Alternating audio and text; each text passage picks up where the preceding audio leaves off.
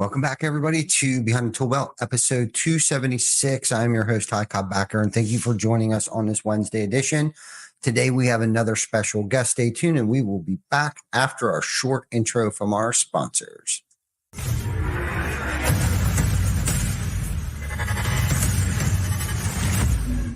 TC Backer. Roofing, siding, windows, gutter, solar. Roofing, siding, windows, gutter, solar. TC Backer.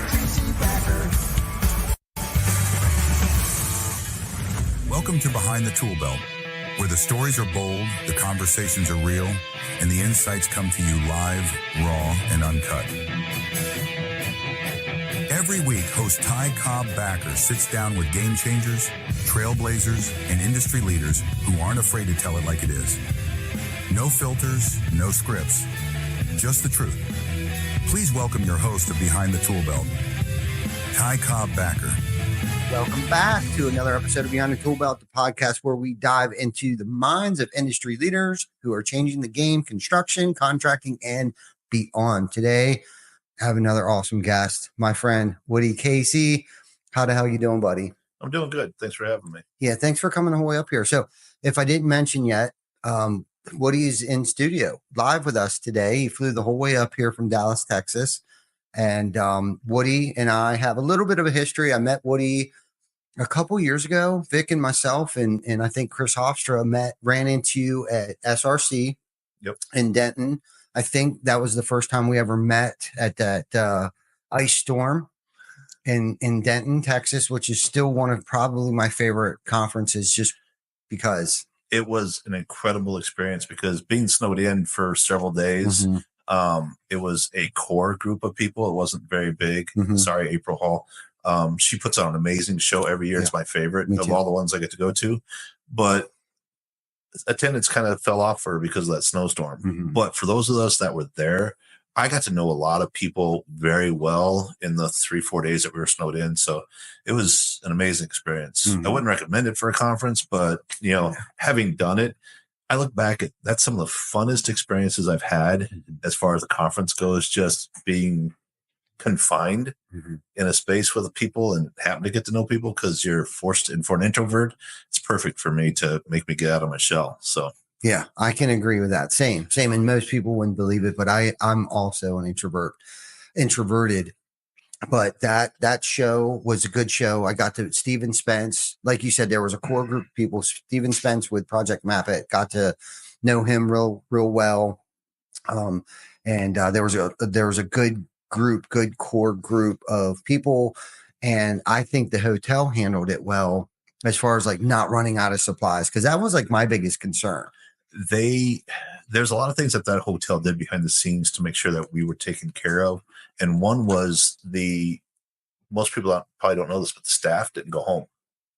They stayed there in the hotel. They gave them rooms. So they were on for a while. They'd get some hours off, then they kind of rotated.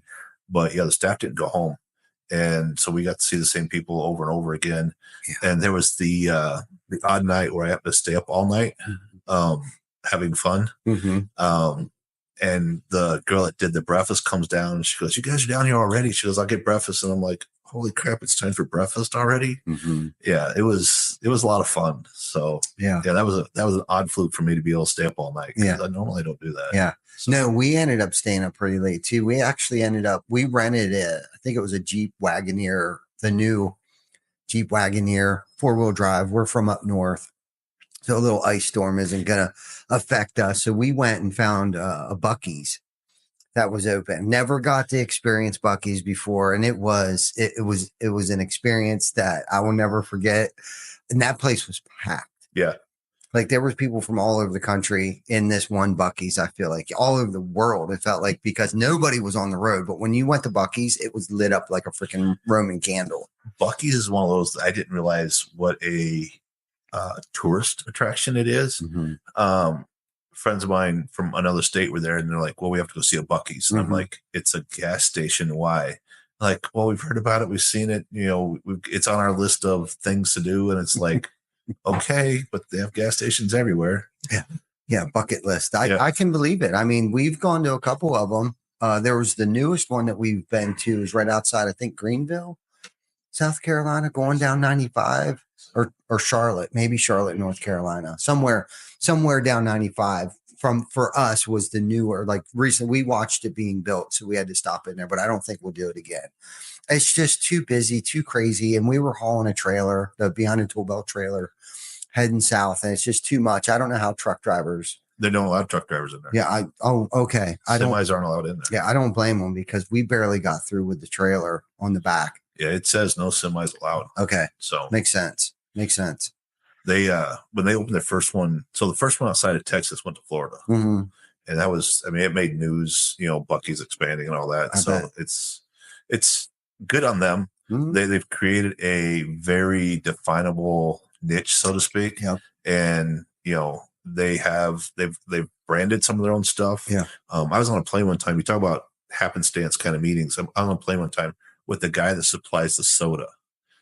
Little small town guy that just happened to start supplying sodas to Bucky's, and then his company has expanded because of how big Bucky's has gotten. And he's like, I never thought I could get this big, let alone have a brand like this that carries me. He goes, I'm getting into other places because of them. So it's one of those things that, the high tide raises all boats kind of a thing. Yeah. And if you go into Bucky's, they got a few of the name brands, the top brands, but they're all this off brand, and nothing against that brand because they're good sodas. But yeah, it's just one of those things where they have this little supplier, or had a little supplier. He's getting bigger now. Yeah. But it's just right place, right time. Yes, exactly. We were kind of talking about that earlier, where your network becomes your net worth. Yeah. And that's a perfect example of, providing a great service and a great product at a reasonable price, I would imagine.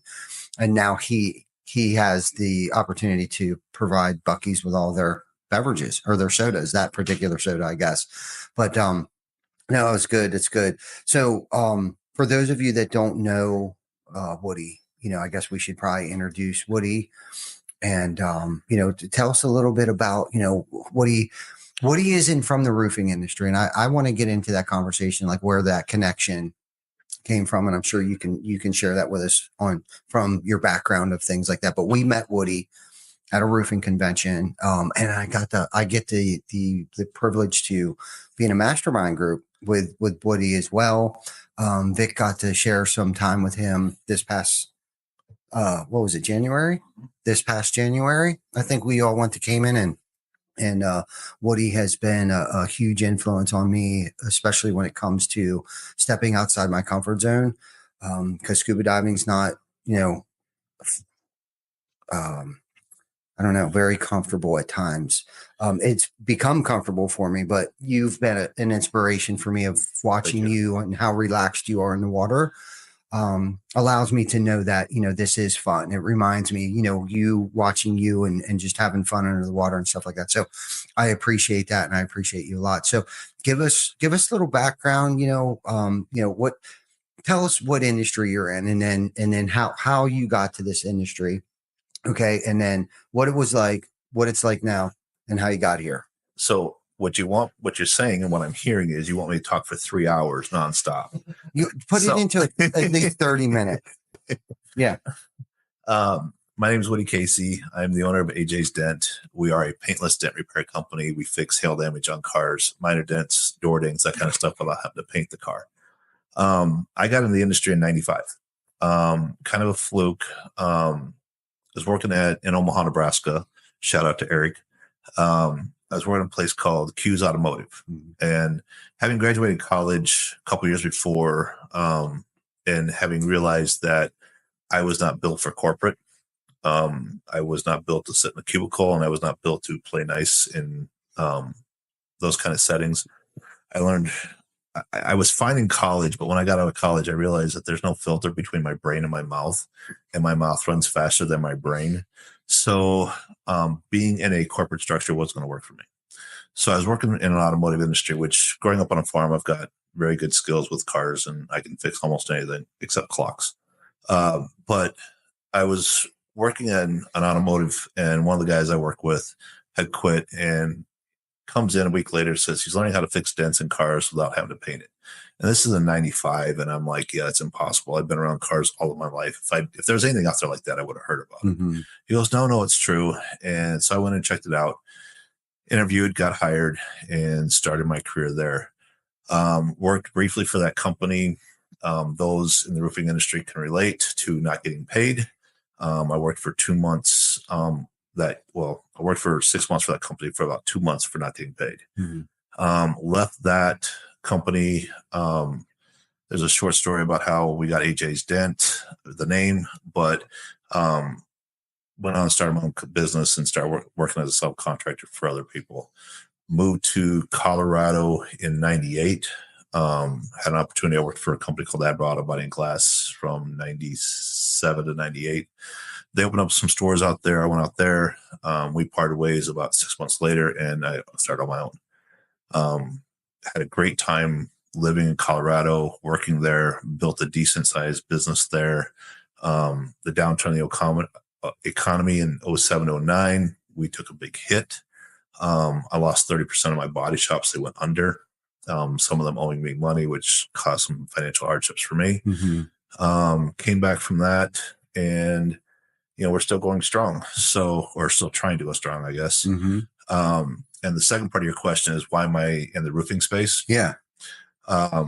So about 6 years ago, I guess now, shout out to Charlie Chena. Friend of ours, went to work for him out in Vegas, and he was tied into Win the Storm.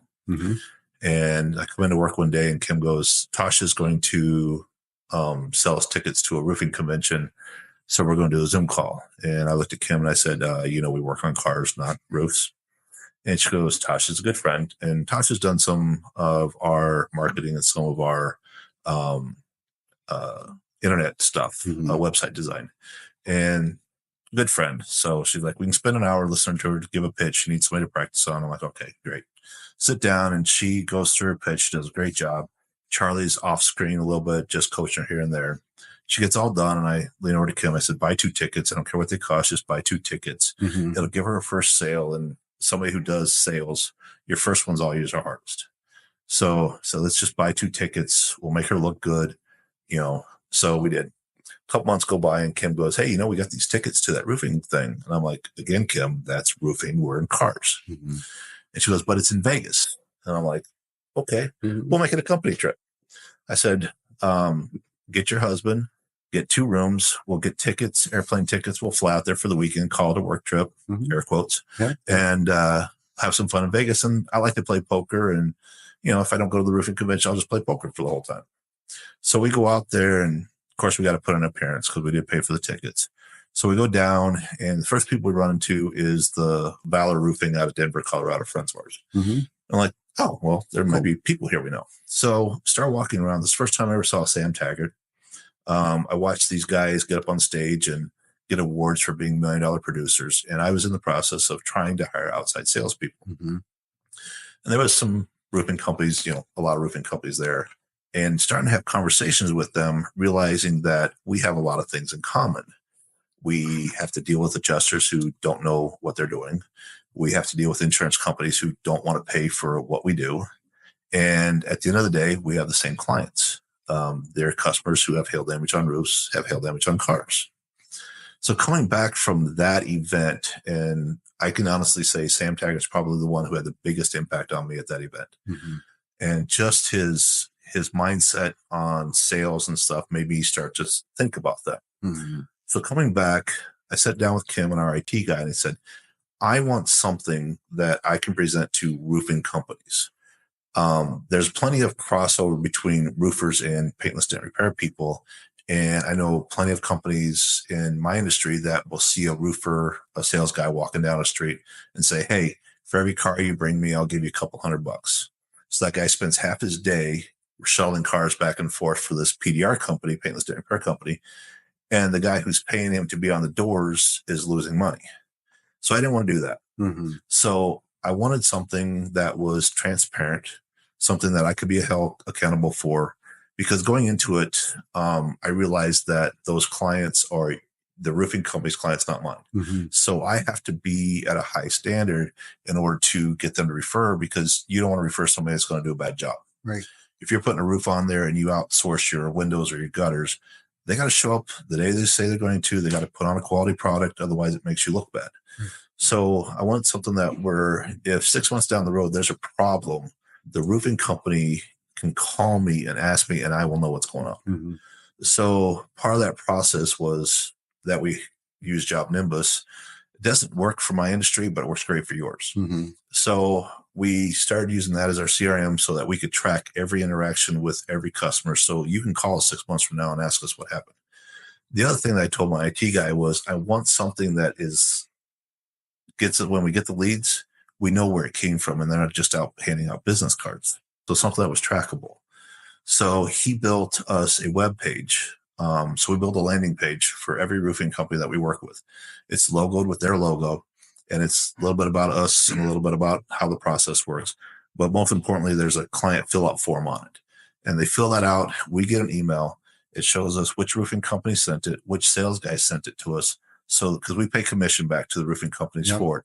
And our checks don't go to the individual sales guys. They go actually to the roofing company, because I want every owner to know what their guys are doing. If they're giving us leads, if they're not giving us leads, what the return is on that.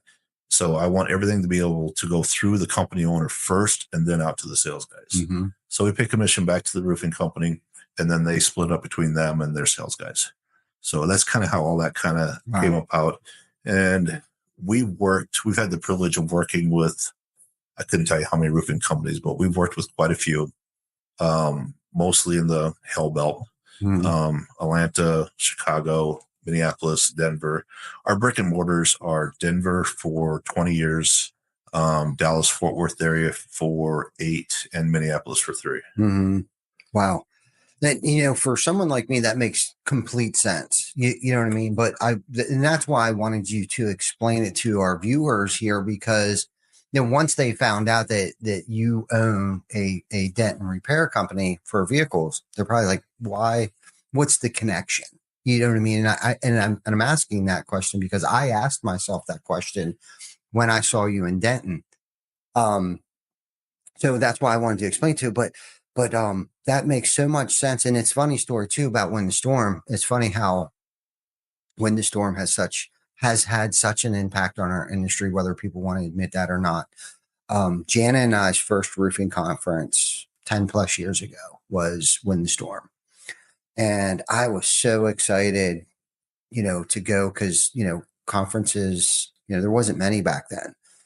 And so we went out to Vegas, because I think the first few at least were in Vegas. At least the one that we went to was in Vegas. And we went out there and we came back different.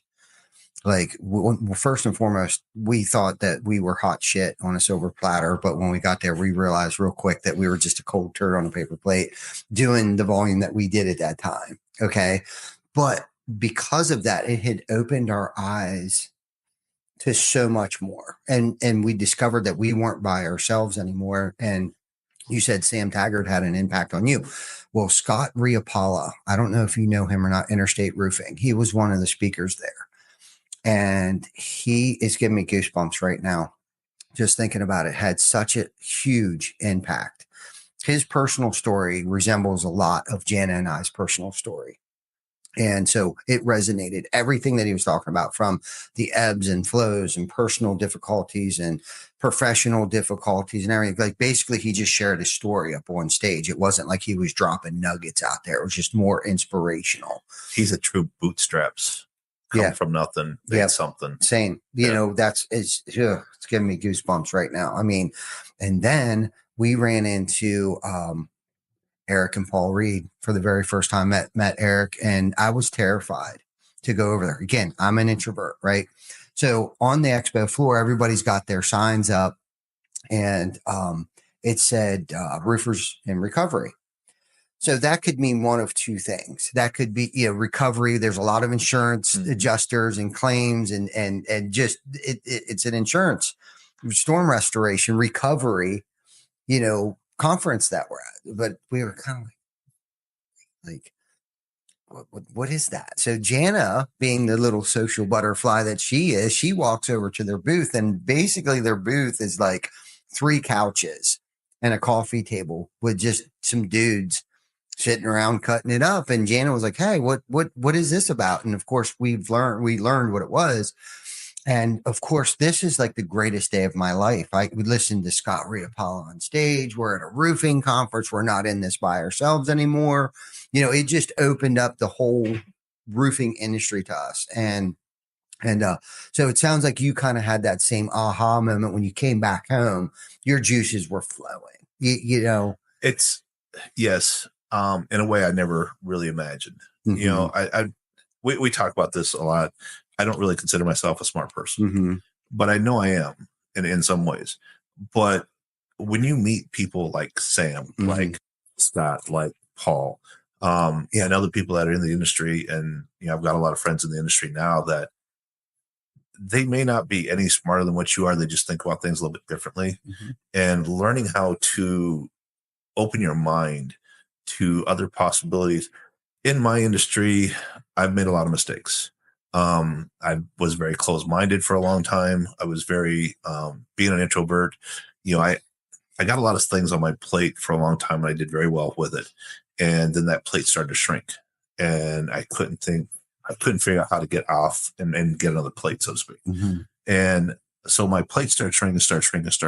And then 07, 08, 09 hit, and it really shrunk. And I struggled. And I went back to what I knew, which was traveling and chasing hail. And yeah, I could make great money doing that, but that's not where my passion is. I wanted to build my business, not work for somebody else's business. Mm-hmm. So going to the roofing conference, and I tell this to everybody in the roofing industry, I have better friends and more connections inside the roofing industry than I ever did in my own. Mm-hmm. And it's weird to say that because I've been in mine for 30 years. I've been in roofing for like 6. Not that I'm actually in roofing, just In the space. Yeah, right. I'm in the space. Yep. And the friends I call when I need somebody to talk to are in the roofing industry. Mm-hmm.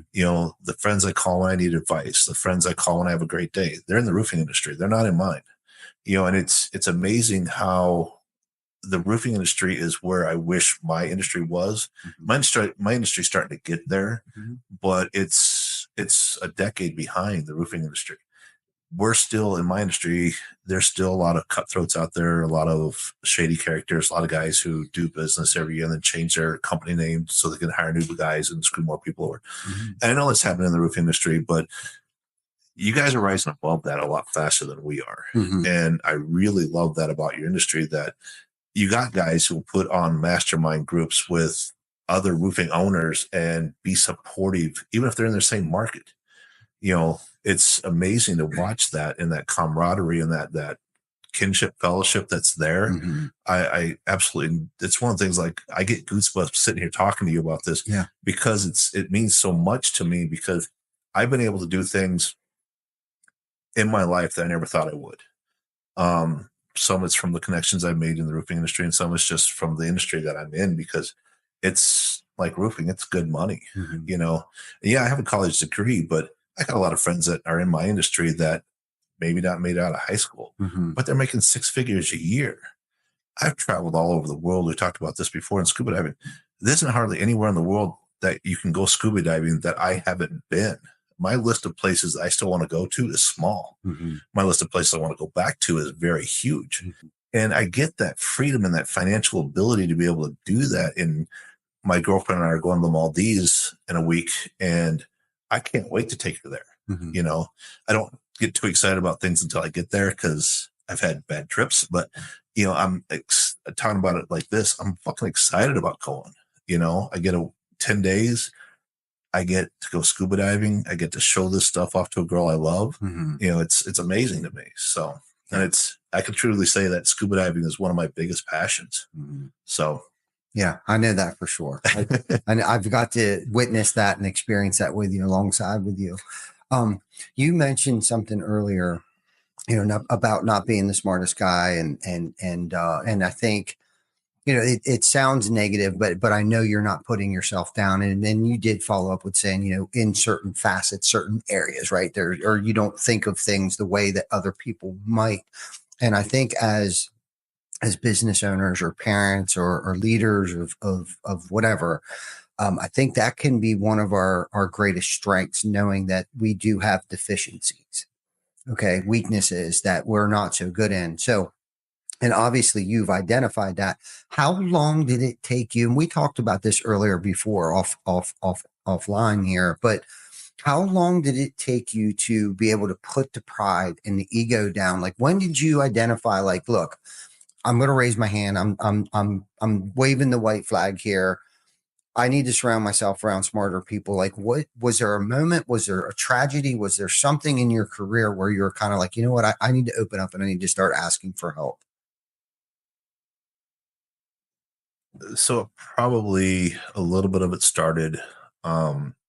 There's a couple of turning points in my life. One was realizing that family's not family. That family will take if you let them. And I thought that I could be the Superman and the hero for everybody, and it cost me a lot. So coming on the backside of that, I had to kind of change a little bit.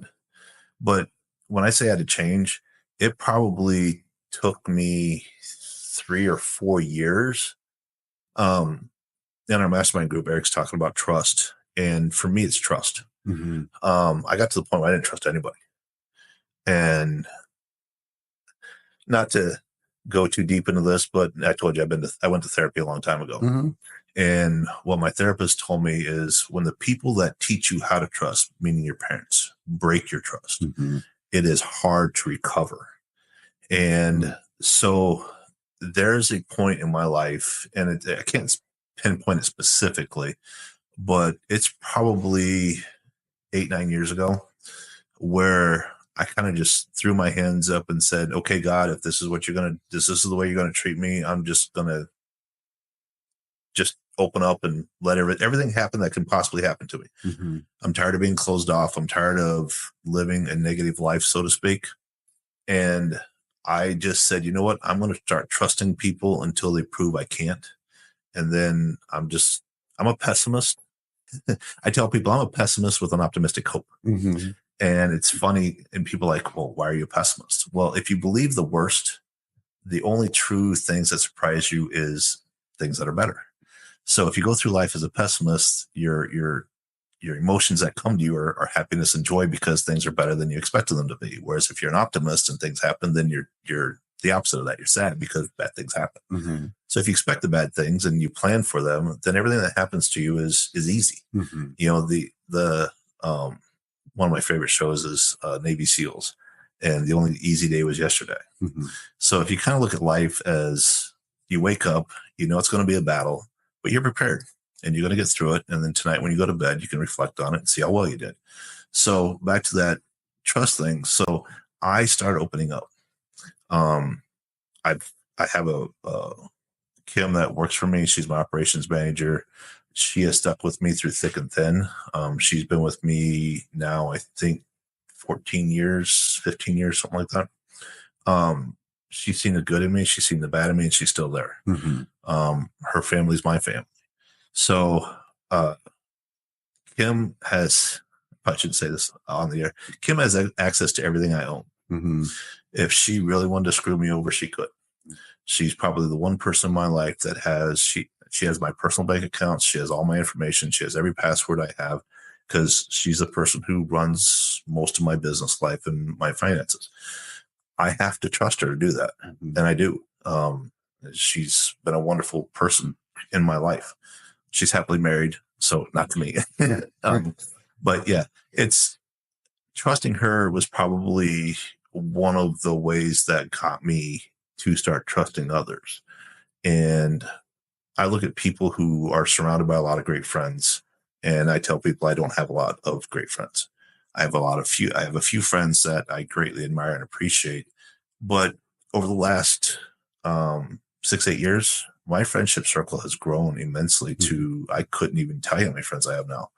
You know, it's been a complete changing. But back to your original question was, I don't know when that really took hold in my life. It's been a very gradual climb for me. It's something I struggle with. You know, we talked about judging people based on appearances earlier. I still fall guilty of that.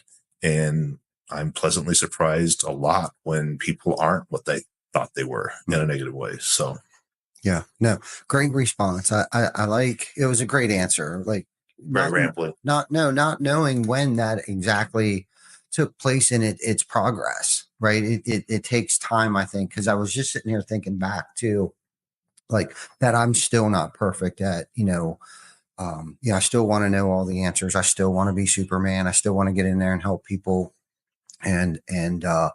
But I think there was a tragedy in my life where it began, I think, and it may have started even before then, but, and I talk about this a lot, it was the passing of my mom. And before she passed away, I had the privilege to have her move in with us for a couple of years up until she literally passed away in our home. And, we were out one night and everything came through my cell phone.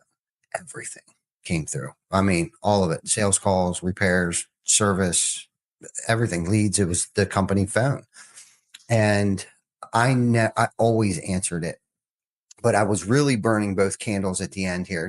I was, not that I was taking care of my mom. My significant other, Jana, has, God bless her too, took care of my mom full time, basically. And at that point in time, she had worked at TC Backer Construction. My son busted out 2 kids back to back. We got 2 beautiful grandchildren. So at that time, it was kind of like a decision we had to make. Jana, who I had lost, who was my ride or die co-pilot and drove me because I had lost my license for a long, long, long, long time. I think almost 15 years total.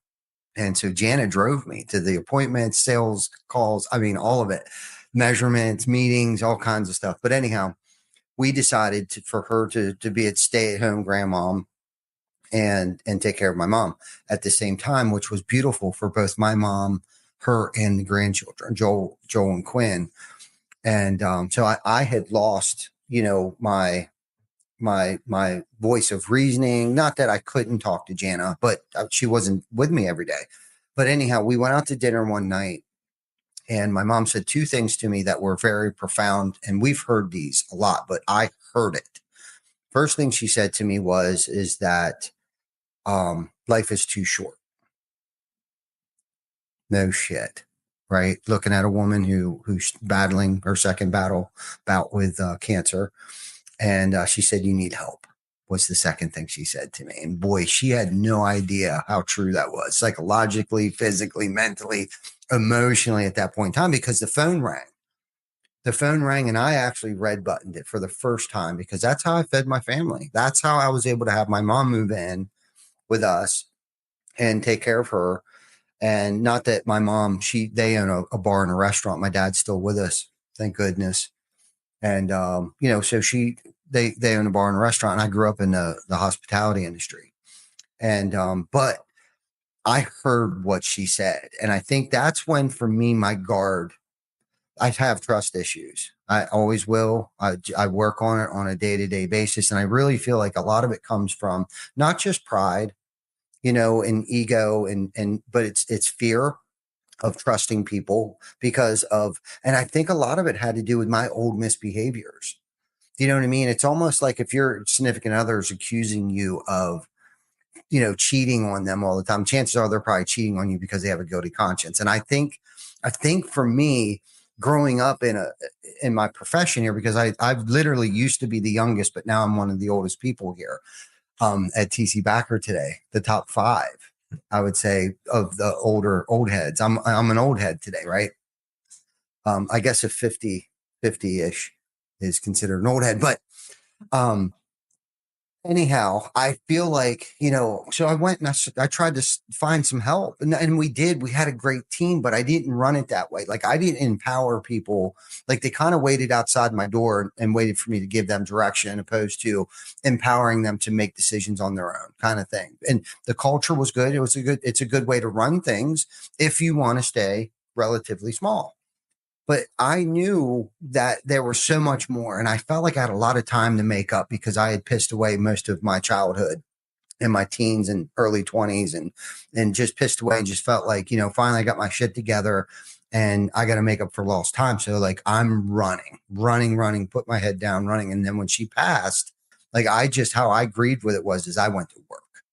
and I worked hard and I still really haven't even looked up the enjoy it yet, I think. But anyhow, I knew that I wasn't the smartest. Okay. I knew I wasn't the smartest person in the room, and I heard it. I read it. I'd listened to it someplace where it's like, I needed to surround myself around smarter people than me in certain aspects of my professional life. And so I had to find these people that I trusted, maybe not with my personal bank account and things like that kind of trust. But I understand having a Kim, and you've spoke very highly. So if Kim, if you're watching this, Woody has never had an ill thing. He always says very positive things about. So whoever this Kim chick is, man, she must be a rock star. But I too have a Kim here that has been with us for 11 years now. I've had Perry, who's been with us damn near 17 years now. And these people who are smarter than me. If it wasn't for Perry, we had a decision to make back in the day. Do we go with Peachtree Accounting or do we go with QuickBooks? And back then, I don't even know if Peachtree is still around. We chose, thank goodness, QuickBooks. Perry helped get that up going. Like, I'm not a CPA by no means, so I delegated and empowered. Again, here we get empower people to and leverage their strengths, because Perry's pretty nerdy and he's good with Excel. And guess what? The engine behind QuickBooks is pretty much Excel spreadsheets, right? Kim came in, she's good with numbers and very organized. And that way gave Jana some time to kind of back away from the business a little bit. And then like Chris Baker, we got Glenn, like all of these really smart people that are making decisions, right, on a day-to-day basis. And they're probably having a meeting upstairs right now that I don't even know what the fuck they're discussing. Right. But if we want to be and want to have impact and want to empower people and create change in people's lives, we have to let go. And I think if you can really have that mindset of, getting the ego, getting the pride, getting the fear, removing fear. And again, I'm not saying that it doesn't creep in every now and then. And I don't wonder, what the hell are they talking about? Are they talking about me? Are they talking about how shitty of a leader I might be? And that's crazy talk. Do you know what I mean? But I do feed myself shit sometimes, and I know that I'm the only one that can really blow this thing up, meaning in a bad way. If I stormed out, if I'm having a bad day and I take it out on them or and rip away that responsibility that I gave them. And I think by me removing that nobody can do it as quick and as fast and as hard and as long as I can, because I thought that I held on to everything for so long, too long, and thought nobody could do it any better. This is what's crazy is I think everybody in this building has done everything that I've ever done way better than I could do it then. And definitely now. For me, it was control. I'm a control freak. Mm-hmm. I want to know everything. Like you said, I know everything, Mm-hmm. and I want to be involved in everything. Mm-hmm. And one of those side effects of not trusting people is not sharing. Mm-hmm. Yeah. And I don't know if Kim knows I tell this story, but I owned a men's salon for almost a year. And Kim made a mistake one day. So I came in the next day and we were going to have a conversation about it. And I said, why did you make this decision? And she goes, because of this, this, and this. And I was like, well, what about this, this, and this? She goes, well, I didn't know that. And my problem is information. I was always taught information is power, and power is what you want. Mm-hmm. I realized that for me to be more successful and to be better, I have to freely give all the information I have. You may not agree with it and you may not understand it or whatever, but it's my job. And I tell people and this all the time that I'm going to overshare. I talk too much. I know that. And I'm going to tell you too many things about myself, about my personal life, about all the bad things about me. But I always figure that the more information people have, the better decisions they can make. Mm-hmm. And that was kind of a turning point for me and Kim and our relationship, was the realization that if I'm going to let her have the power to make the decisions, mm-hmm. I also have to give her all the information I have. Mm-hmm. And I tell people this all the time. If I die tomorrow, the company's not going to suffer. But if Kim dies or quits, mm-hmm. I'm screwed. Mm-hmm. Because she does so many of our relationship is very symbiotic. There are a lot of things that I'm really good at, and there are a lot of things that she is really good at. And the thing is they're not the same. There's overlap, but there's not that much overlap. Yeah. People in my life, girlfriend, get upset because I don't know what day of the week it is. I don't know what's on my calendar. I don't know what's my schedule like, because Kim does. And if I want to do something, Kim has to put on my schedule so that I know that it's coming up. I can lose months because I got my head down and I'm working and I don't know what. Someone say, hey, this trip's coming up in January. Yeah, we got months. Dude, it's December. Okay. That means I got to start figuring that out. So I don't think of a calendar in linear. It's kind of abstract for me. So you can tell me something's coming up in October and I'm like, okay, and I'll forget about it. I don't think that it's 5 months away or 6 months away or whatever. It's abstract. It's out there somewhere. So the other thing that Kim has helped me do is get the rubbish out of my brain.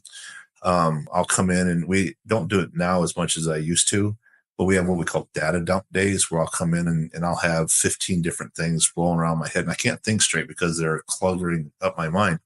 And so I'll tell Kim, and she'll write them all down, and then we'll go through and cross out the ones that are bad ideas, and we'll look at other things about, hey, let's find somebody that can do this for us or do that, or this is something we're going to work on.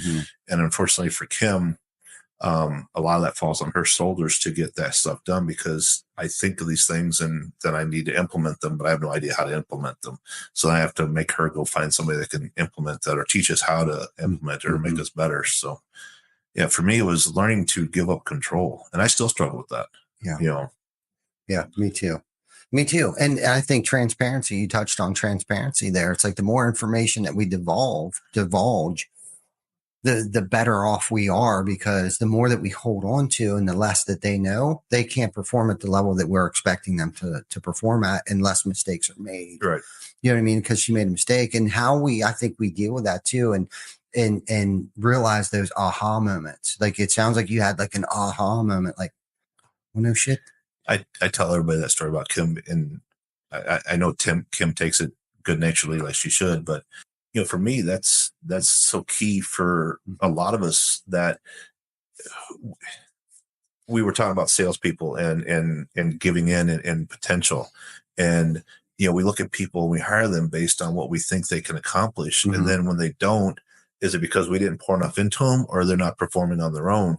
And me just pouring everything I can into somebody, one, I get emotionally attached to that person as an individual. I don't want them to fail, but also having enough realization that you can't make somebody succeed if they don't have the drive, the work ethic to show up every day and get it done.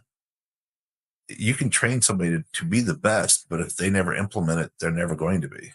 So that's kind of that dichotomy. And we talked about that. I told you about that NFL coach that said, son, your potential is going to get me fired.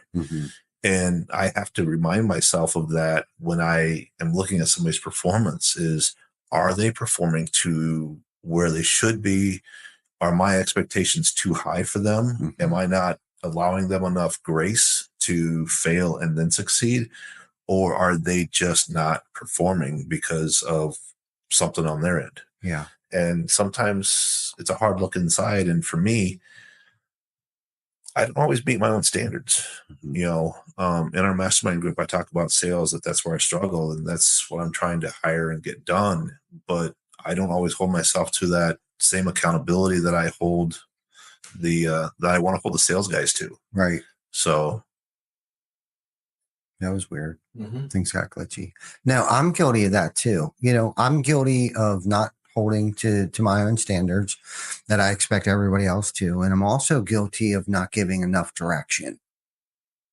I don't know if I assume people should probably know certain things, or I expect them. It's funny because I was talking to Jana last night. I think it was last night, about being able to read my mind. Like, what do you mean you can't read my mind? Like, and she's learned how to read my mind, because I was giving Tam shit the other day. I was like, you need to know what I need before I know I need it. You know what I mean? It's kind of like Jana was like, she can't read your mind. Do you know what I mean? And I don't know if Tam would be watching this or not, but we were kind of having a discussion about Tam, my assistant, because not that she fails by no means. She has definitely improved the quality of my life and the business, just because of, like, yesterday, she was like, don't forget this, don't forget this, don't forget this. And then 5 minutes later, she knows me well enough to remind me again. Did you do this? Did you do that? Did you do this? Yep. You know, and it's like, we need that. But getting back to, like, the direction thing, like, I've been using, there's a cemetery over here. I've been using that as a metaphor here lately.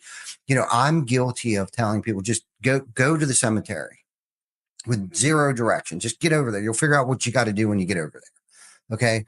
Well, then they're kind of like duped to doing their way over there, trying to figure out, like, why the hell is he sending me over to the cemetery? When all along, what I needed you to do is there's actually an oak tree that's in that cemetery over there. And every time the wind blows, it's damaging the top of one of the tombstones. Okay. Well, if I would have gave you just that much clarity, you'd be like, oh shit, okay, grab the chainsaw, run over there. But then when you got over there, you discovered there's 2 other oak trees. And because of the empowerment, right, they already know. They might say, hey, there's 2 other oak trees over besides one. Do you want me to take care of them? Yep. So they're over there. They clean up the oak trees. Well, then they discovered, shit, there's leaves all over the place. Maybe I'll rake it up. They'll rake up the leaves. Then they discovered, hey, the grass is getting a little too tall. Yep, mow the grass. And then they can start seeing the actual faces of these tombstones. They're like, hey, we can't read the words. Maybe we should power wash it, right? But with just that little bit of clarity up front, right? It doesn't even have to be a whole lot, but just some direction, right? So they're not like trying to figure it out. And then I'll get pissed because they didn't figure it out with very little. Just go over to the cemetery as far as directions go. Right. Because I'm guilty of busting people's shit up. Like, what do you mean you didn't figure it out? Just figure it out. You know, and for the longest time, Glenn's job description, he asked me what I had went through and asked everybody to write out their job descriptions for me. And Glenn calls me up. He's kind of pissed off at me a little bit, quite frankly, because one, I think he thought that I thought that he wasn't doing enough. And that's why I wanted everybody to write out their job descriptions.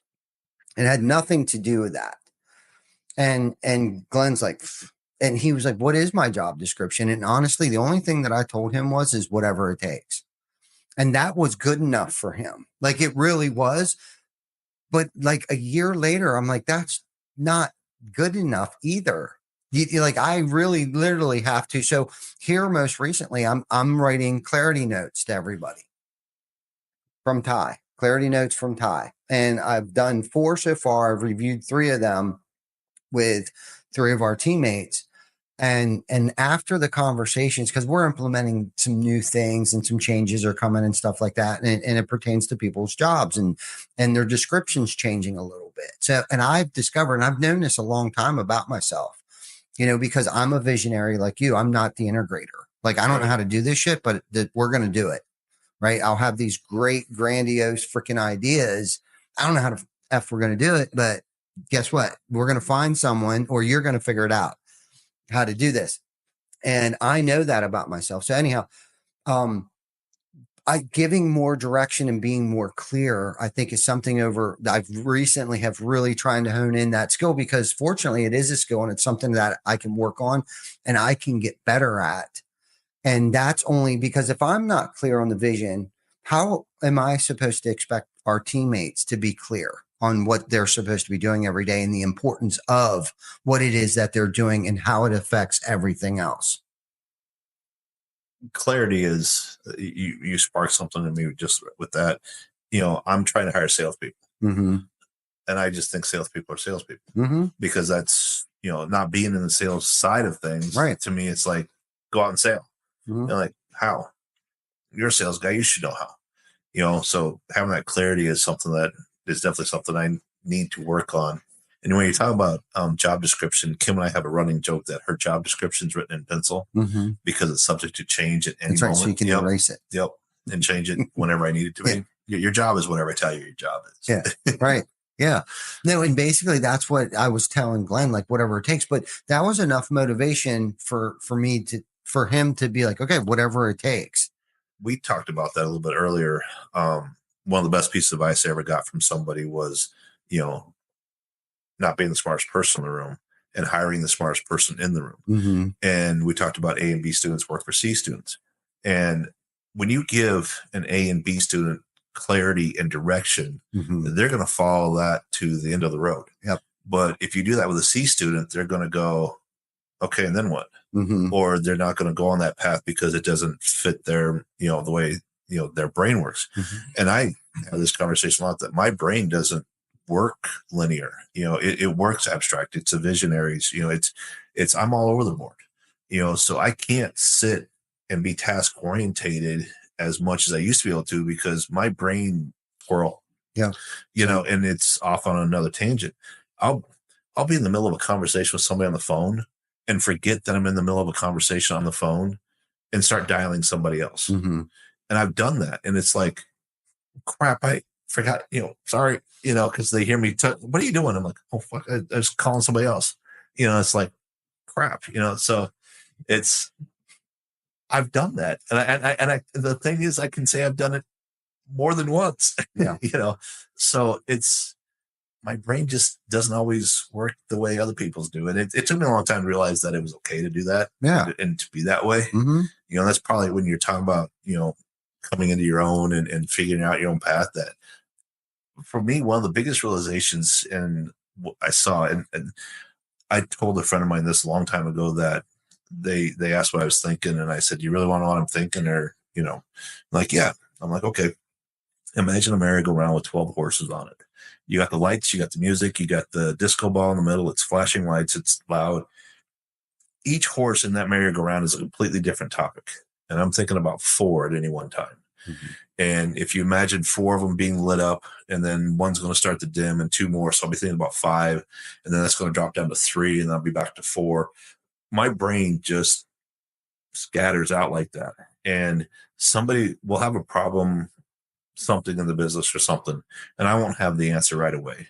And I will kind of ignore it. And all of a sudden in the back of my brain comes this flashing beacon of, oh, here's how it's solved. Mm-hmm. Here's how you fix it. Here's your operation. Here's the plan, the procedure, whatever. And it just shows up in my brain. But if I sit there and concentrate on it and try and fix it, I can't get the answer. But if I let the back of my brain just have at it, it's amazing. Come to me either late at night or first thing in the morning. And all of a sudden like, oh yeah, that's how we do it. So, yeah. No, I'm a lot of the same. It's funny you were talking about trying to call somebody else while you're already on the phone with somebody else. Yesterday, I caught myself. I called somebody and put my phone down and jumped on my laptop. Literally forgot that I called somebody and I could hear them. And I was like, oh shit. They're like, Ty, because I didn't have it on speakerphone. Yeah. So I'm guilty of similar things to myself because my brain, it moves 100 miles an hour. And for me, I call it my twilight.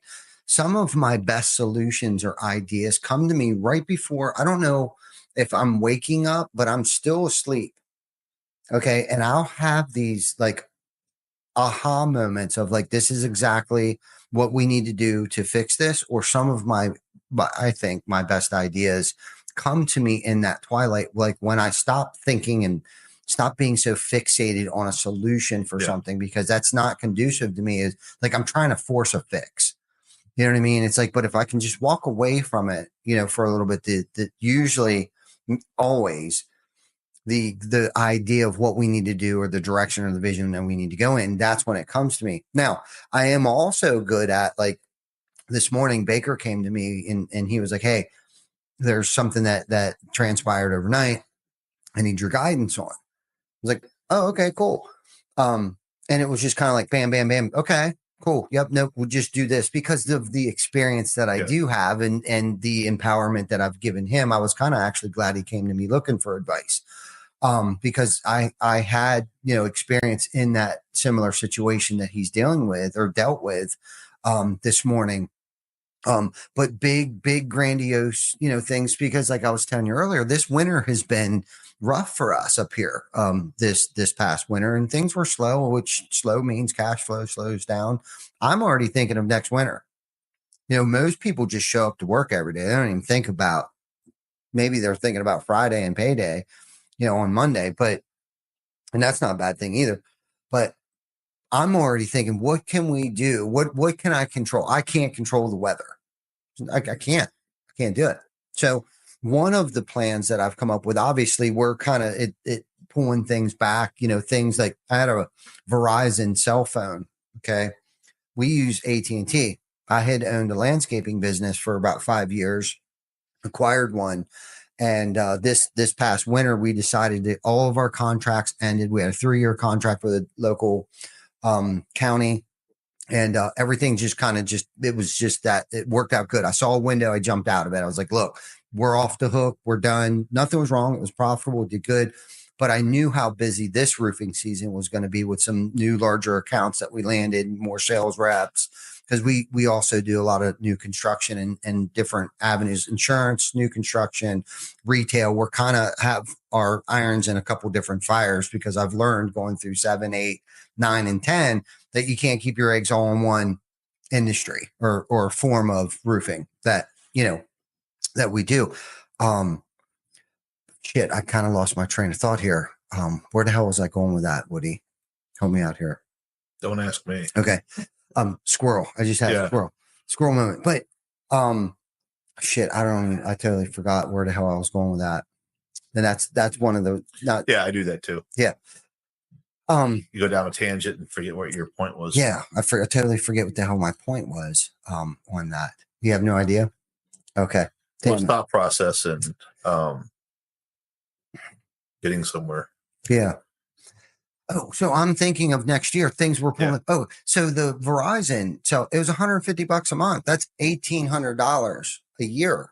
Do you know what I mean? So it's like, it's given me time to kind of go back through and dissect things, because there's no sense in spending $1,800 a year on a Verizon bill that Horizon no longer exists, and everybody knows it was TC Backer anyhow. So if there is something that they want to call us for, they'll just call the number here, because we rebranded everything.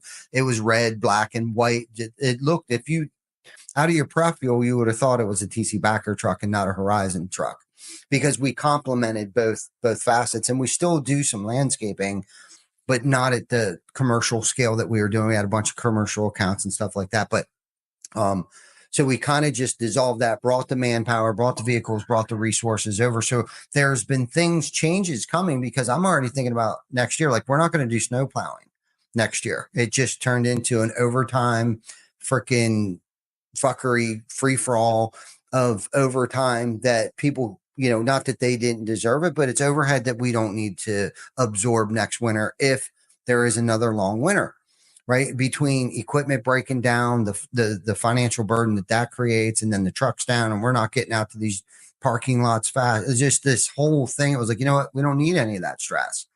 So through why this was happening to me, right? Because I wanted to look at it like, why is this happening for us right now?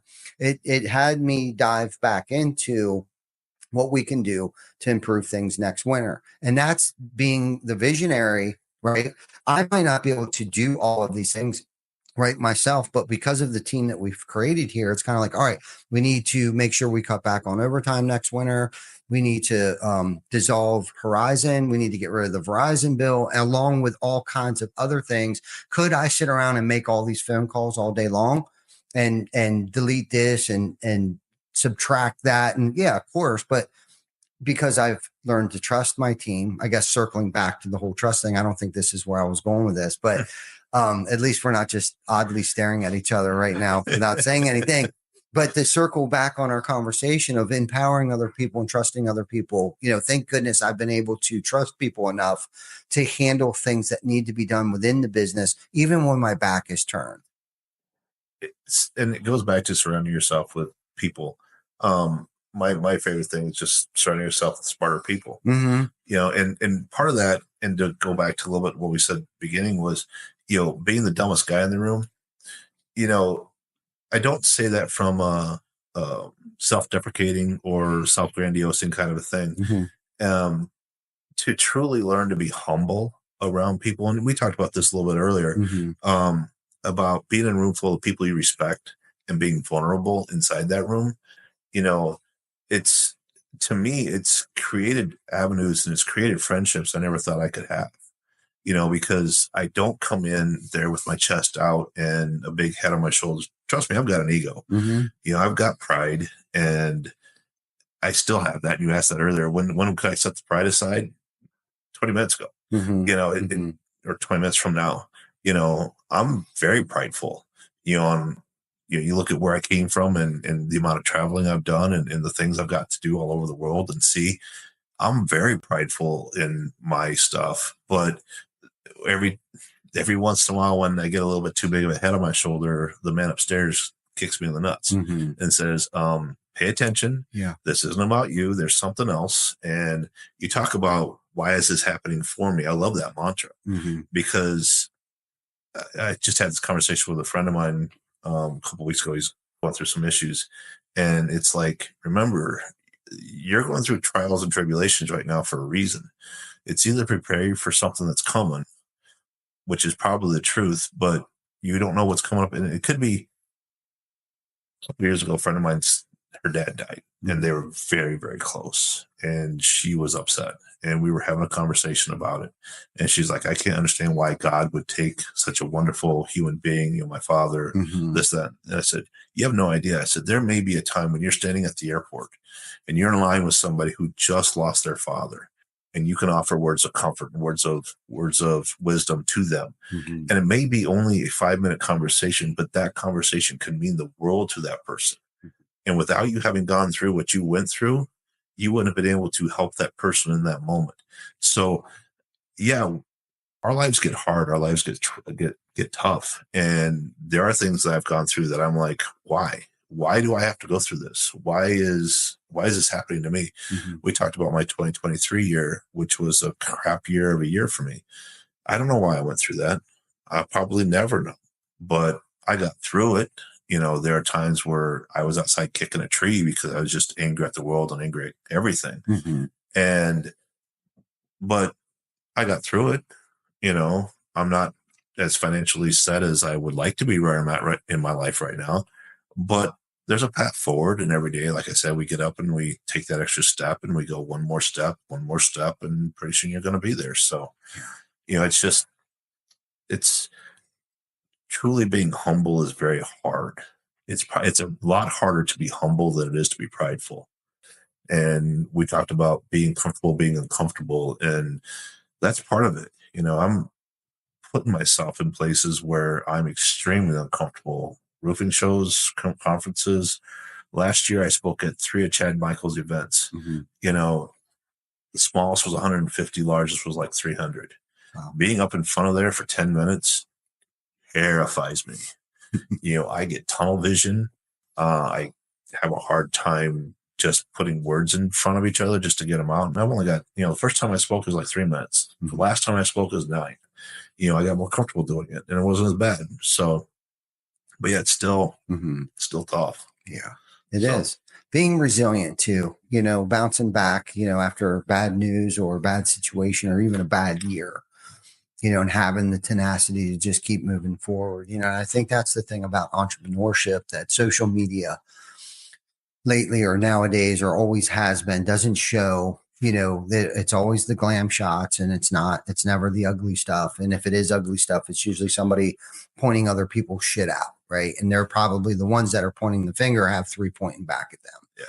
You know what I mean? And this isn't easy, and it hasn't been easy. It's, we've been doing this for 17 years now, and it's not been easy. There's always, a correction year here and there thrown in the mix, or just an off year. And it always looks pretty on the outside, but it isn't. It can quite frankly get pretty ugly at times.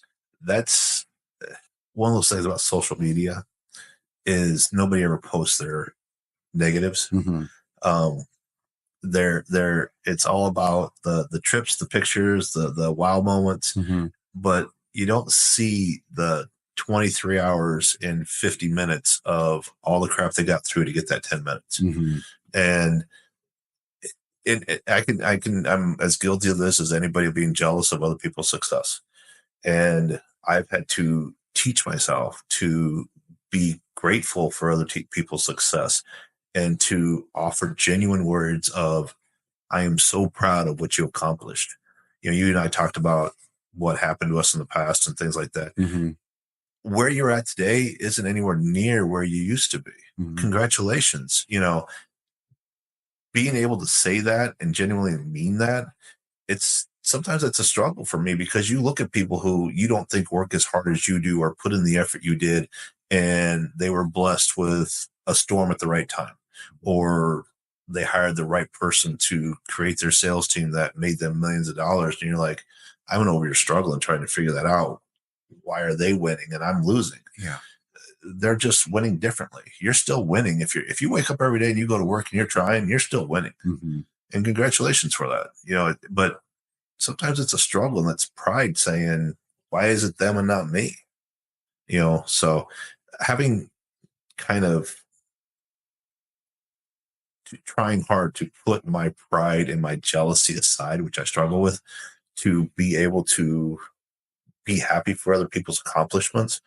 To me, that's one of the biggest things that probably turned the corner in my life, was that attitude of gratitude, that you learn that, dude, just because somebody else is successful doesn't mean you can't be. Yeah. You know, it's not like there's limited amount of success out there, you know, and everybody's success is different.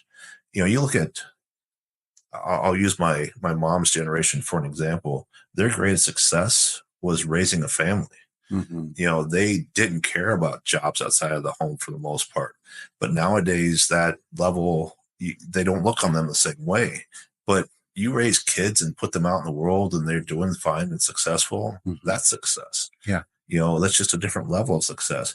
You can see guys who have all the money in the world and a crappy home life. Mm-hmm. You know, their kids are worthless, and they may be successful in business, but they're not successful at home.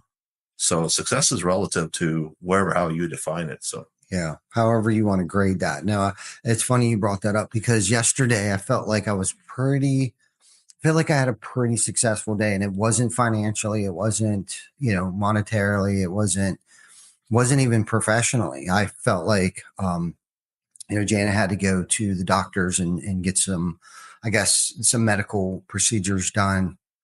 And I was grateful that I was able to leave work and go and be there for that and take her and bring her home. And then later that day, my son called me. He twisted his ankle, and he called me. Right. I went, I picked him up. I was available. Right. And we were sitting in urgent care last night for a couple hours. And, I wasn't like, gosh, dang kids, I got better things to do. My mindset was, man, how grateful am I? I would rather not be anywhere else but right here with him right now. And I felt like that, to me, in that moment, because I don't always have those moments, that attitude of gratitude of how successful that to me, I had a successful day. I was there for my family all day doing dad shit. You know what I mean? Yeah. And how grateful I was to be able to do it. I was also at work. I was in and out doing, I didn't let anything over here fall to the wayside or anything like that. But that's not what I meant by the successful part of it. The successful part of it is that I was there for the household. You know what I mean? Because Jana's usually the one holding the fort down. You know what I mean? She works her ass off now more than she probably did when she worked here at TC Backer every single day, taking care of all of us knuckleheads on a day to day. And it wasn't even like, it's my turn. You know what I mean? To babysit, I don't babysit my children. I'm a fucking father today. You know what I mean? And do dad shit. And that's how really, I look at work as success too, but not as important as I used to. Like, my priorities are a little bit different today. And I think that just is maturing as an adult today a little bit, and not letting my ego and selfishness get in the way of like, man, I should be at work right now and making money. And, it's not, you can have all the money in the world and still be miserable as hell, and I've been there, I've done that. And you know what? It comes and goes and ebbs and flows, man. And it's like, I had to seek out happiness in other realms outside of money. When Junior, my son, was little, I did pretty well. Not great by anybody's standards, but I did well. And I didn't make six figures in a year. My average years were 40 to 60, but I was a stay-at-home dad. Well, not stay-at-home, but I worked. But when you talk about success at that time in my life, my success was my son always made it to practice because I took it. Mm-hmm. I never missed a game, from the time he started soccer up until high school. I went to every practice, every game. I think in all those years, I think I can count on one hand the number of practices I missed because I was out of town. Mm-hmm. But to me, that's my greatest achievement, was being able to do that for him. Mm-hmm. And for me, I mean, now that, he's on his own and 32, and yes, I am that much older. But that's one of those things I think about, are those days of watching him practice and watching him play and just being on the sidelines, Mm-hmm. just enjoying the fact that I got to do that. I'll take that to my grave. Mm-hmm. So no doubt, man. No doubt. Well, we've been on here for an hour and 12 minutes, and it's getting to be close to 1:30 here, Woody. And I know you got to take off soon, but I do. Thank you for sharing your insight with our audience, man. Thanks for having me. Yeah, Hope it was entertaining for everybody. No, it was great. It was great. You did a great job. So thank you so much for coming on, and thank you everyone for joining us on this episode of Behind a Tool Belt. And if you found any value in today's episode, share it with someone in your crew, and make sure you subscribe for more interviews with leaders in our trade. So until next week, you guys take care of each other. And again, Woody, thank you for joining us. Thank you for having me. Yep. You guys have a great day.